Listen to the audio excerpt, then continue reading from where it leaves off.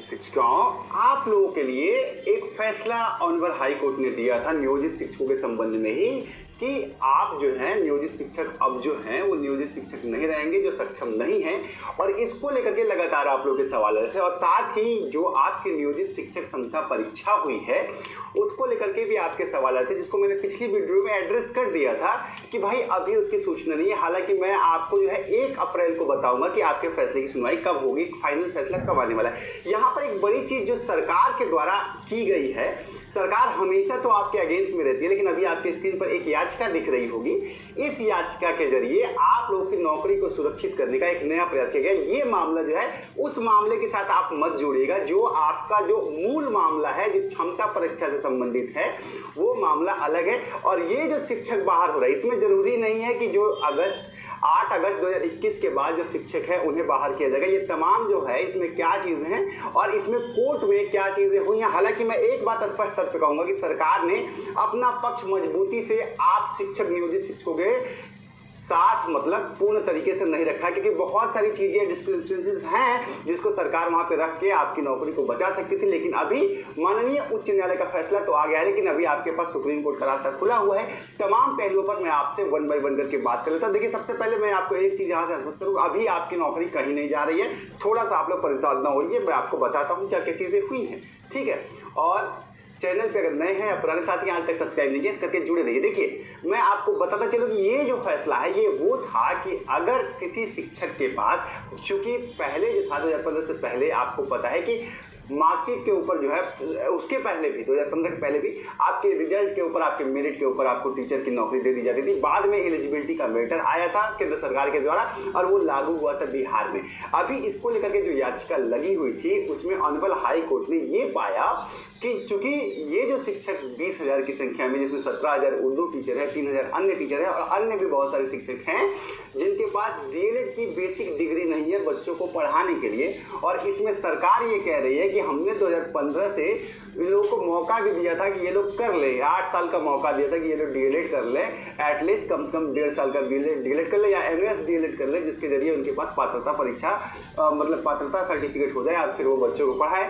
बहुत सारे शिक्षकों ने ऐसा नहीं किया, उन्होंने उस मौके को मिलने के बावजूद भी नहीं किया था, जिसकी वजह से ऑनरेबल हाई कोर्ट ने ये कहा कि चूंकि सुप्रीम कोर्ट का फैसला अभी आपको याद है कि अभी मेरिट पे बहस हुई थी और सुप्रीम कोर्ट ने भी ये कहा था और केंद्र सरकार की नियमावली है कि जो शिक्षक ट्रेनिंग नहीं करेगा वो शिक्षक बनने का अधिकार नहीं रखता है, वो शिक्षक बनने के योग्य नहीं है।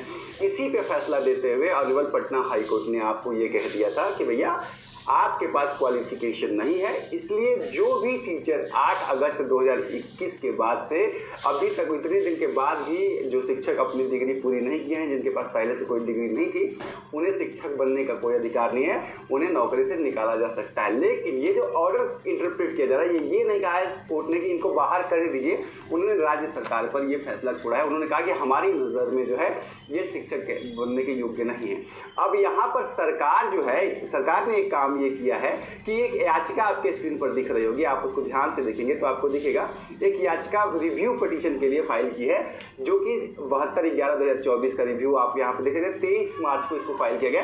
दरअसल इसको आप लोग रिलेट कर रहे हैं इस केस से, तो देखिए ये है तो आप ही लोगों के लिए, नियोजित शिक्षकों की नौकरी बचाने के लिए ही है, लेकिन ये रिव्यू पिटीशन जो है वो इस केस को लेकर के नहीं फाइल किया गया। ये 6ठे चरण में जो बीएड शिक्षक हैं उनके लिए फाइल किया गया है कि इससे उनको राहत मिले। लेकिन इस फैसले से आपको जो है आपको भी राहत मिल जाएगी, क्योंकि वहां पर भी बीएड अयोग्य है 1 to 5 में पढ़ाने के लिए, और बाकी 1 to 5 में जो डीएलएड नहीं किए हैं या ये नहीं किए हैं वो भी अयोग्य कर दिए गए हैं इस फैसले के आधार पर। तो अगर इस फैसले का रिव्यू कराते हैं और सरकार इसमें जीतती है, क्योंकि सुप्रीम कोर्ट में 1 अप्रैल को इस पर सुनवाई होने वाली है, और वहां अगर बिना क्षमता के अगर आपको शिक्षक बनने के लिए एक मौका दिया जाता है और एक ब्रिज कोर्स कराया जाता है, तो आपके लिए भी एक दोबारा मौका खुलेगा उन शिक्षक साथियों को जिनके पास कोई भी अभी योग्यता नहीं है, उनके लिए भी एक मौका मिलेगा। इसीलिए कोर्ट में जो है सरकार जो है इस याचिका को लेकर के गई है कि भाई इसमें जो है हमें रिलीफ दिया जाए, और हाई कोर्ट से रिव्यू की मांग की है। यहाँ पर एक सवाल तो मैं आप लोगों से जरूर कहूँगा, ठीक है आज आप लोगों में से बड़ी संख्या में बहुत सारे साथी कह रहे हैं कि सर हमारी नौकरी बचाइए, ये गलती आप लोगों की भी है कि अगर आपके पास मौका था तो आपको डीएलएड कर लेना चाहिए था। आप लोगों ने भी आलस किया, और जब आप लोग आलस करते हैं तो फिर ऐसी समस्याएं आपके सामने आती हैं। हालांकि अगर आप लोग के पास कोई बेसिक मूल ग्राउंड है जिसके आधार पर आप ये जस्टिफाई कर पाए कि इस कारण की वजह से हम जो है ट्रेनिंग नहीं कर पाए, हो सकता है कि आपकी ड्यूटीज ऐसी रही हो कि आपको टाइम न दिया हो सरकार ने, हो सकता है आपके पास छुट्टियां ना बची हो सकता है आपकी फैमिली में कोई मेडिकल इश्यूज हो सकता है कोई और प्रॉब्लम हो जिसकी वजह से आप जो है इतने समय में अपना डीएलएड नहीं कर पाए। इसका बेसिक रीजन होगा तो आप कोर्ट के अंदर जा सकते हैं और उसमें मर्सी पिटीशन आप मांग सकते हैं, उसमें दया याचिका लगा सकते हैं कि भाई हमारी ये सिचुएशन की वजह से हमने किया, हमें और एक टाइम दिया जाए। और एक याचिका आप सभी शिक्षक इस बात पर लगा सकते हैं कि हमसे गलती हुई है, हमें माफ करते हुए हमें एक मौका दिया जाए और हमें 2 साल का टाइम दिया जाए, हम ये कोर्स कंप्लीट कर लेंगे। इस पर भी आप लोगों की नौकरी बच सकती है। फिलहाल ये जो केस है ये आपके मूल याचिका जो शिक्षक क्षमता परीक्षा है इससे इसका कोई संबंध नहीं है। हाँ, ये बात सही है कि जो शिक्षक अभी तक पात्रता परीक्षा नहीं दी है, पात्रता परीक्षा नहीं, जिन्होंने ट्रेनिंग एग्जाम नहीं दिया है, जिनके पास कोई पात्रता नहीं है डीएलएड या बीएड, उनके लिए अभी खतरा है। लेकिन अब सरकार इसमें अभी डेट नहीं लगी है, 1 अप्रैल के बाद इसमें भी डेट लगेगी। चैनल पे आप बने रहिएगा तो मैं आपको बता दूंगा, उसके बाद इसकी सुनवाई होगी और फिर इसमें अगर कोई राहत मिलती है तो आपके लिए राहत मिलेगी। एक बात स्पष्ट करूं कि सरकार यहाँ पे बहुत से मुद्दे मिस कर गई।